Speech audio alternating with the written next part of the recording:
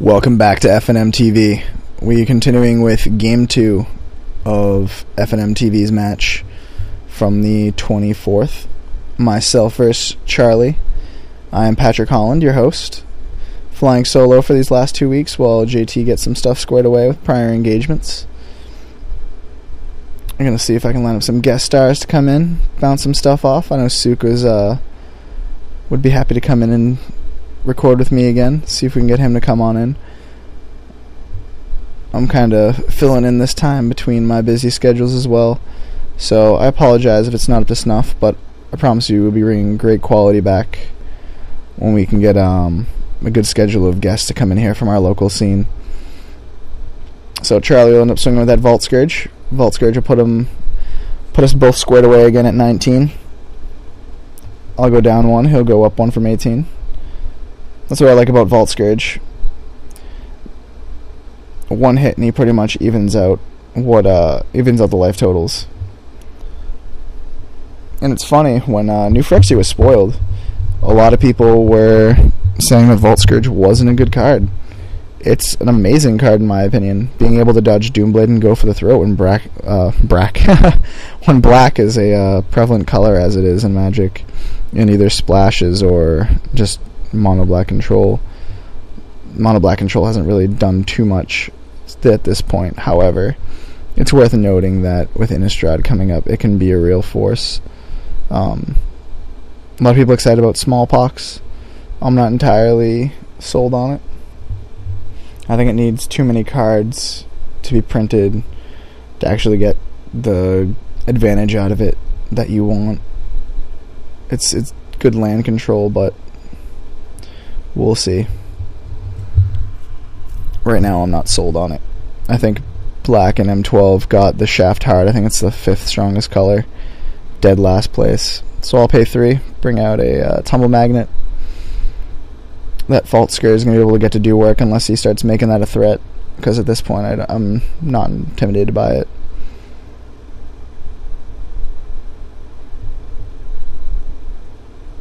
As you never should rush the Tumble Magnet counters. I cannot stress that enough with some people. I see them using it so wantonly and just throwing those counters away. Those 3 counters that you get in that Tumble Magnet are very, very precious. And that can mean positive usage out of your Tumble Magnets could mean the difference between winning and losing games, plain as day. You can say that about any cards, but I think it's a little bit more the case with Tumble Magnet. So I'm going to play Squad Hawk, and I'm going to search out some buddies. I'll fill up my hand again.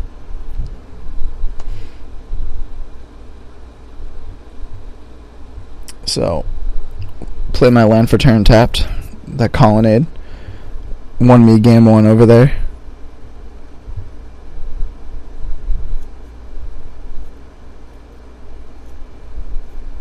And he's going to tech edge that same Colonnade, I guess out of spite.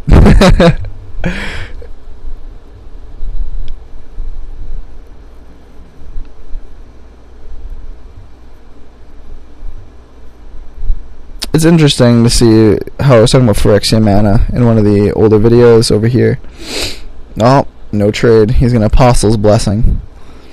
So I was talking about Phyrexia Mana over here, and it's interesting to see Charlie, who's playing with all planes and white mana, to be running that black Vault Scourge. It's just, it's so color contrasted. It's kind of funny and unique and original, where you're going to be able to see that stuff coming out of any deck. Like, personally, I was thinking of running Apostle's Blessing after he used it on me in that situation now in, like, an Infect deck, where you can just use Apostle's Blessing to give yourself protection to get on through, and then pump your way out. Or in response to their kill spell, you just protection up for 1 mana and 2 life. And 2 life really isn't, it's not a big price to play. So, yeah, I'm going to eat that Dispatch. I'm going to tap, but I'll still get the Equip on there and keep my defenses up for the next turn. Which isn't a bad play for Charlie. It's kind of smart, because otherwise he'd be eating damage in the face right now and discarding a card, and I'd be untapping and probably throwing more stuff on the board. And I'm more than willing to happy to trade that other Squad Hawk. So he's going to play Phyrexian Metamorph, copying up my Feast and Famine. I'll tap it down because I don't want any of that shenanigans. And if anything knows how to eat a Tumble Magnet counter, it's going to be anything equipped with a sword. Or in this case, a Phyrexian Metamorph copying a sword. So I'm going to Ordain Preordain. Look at my top two. I'll keep them both on top. Ditch that Preordain. Send that out to the yard. I'm going to tap 3. And I'll pay 2 life. I guess I'm going to copy my own Sword of Feast and Famine. I thought it would be cute to name Phyrexian Metamorph in this situation. Just to be like, oh, I'm going to copy your Metamorph with my Metamorph. But, I didn't want there to be any rulings issues, so I decided to play it smart. If any of you guys know the interaction with that, please post below. I'd like to hear about it. I'm pretty sure it ends up working where you still copy the sword. But, just in that off tiny chance, you can't be too careful and just copy the original.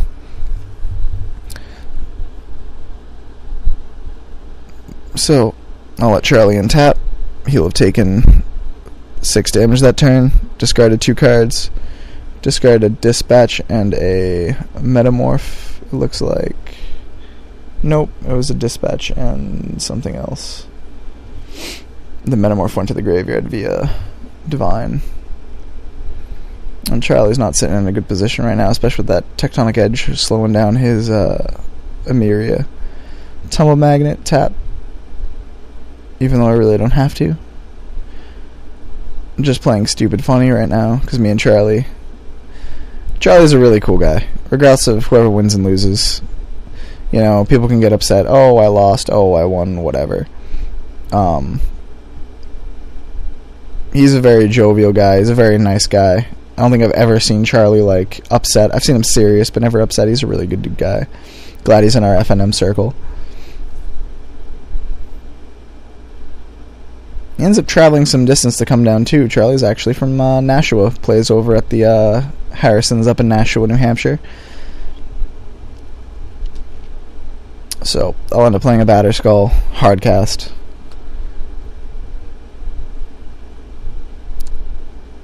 And here's where some silly fun happens. Charlie shakes his head back and forth.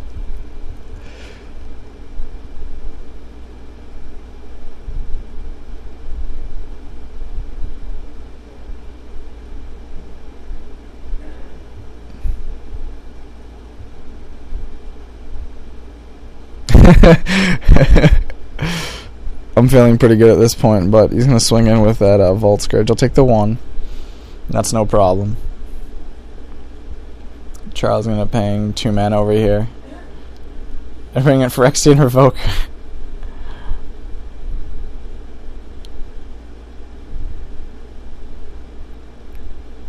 Instead of calling Jace the Mind Sculptor like I asked him to call, he ends up calling Tumble Magnet.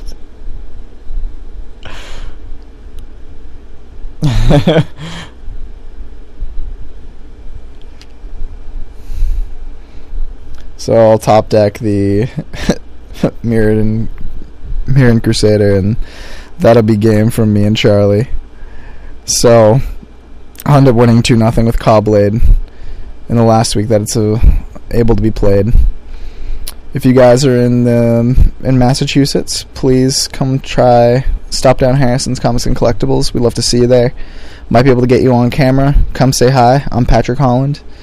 Love to hear from fans of the show. What little ones that we do have. Follow along in our next game. I'd like to hear from you then.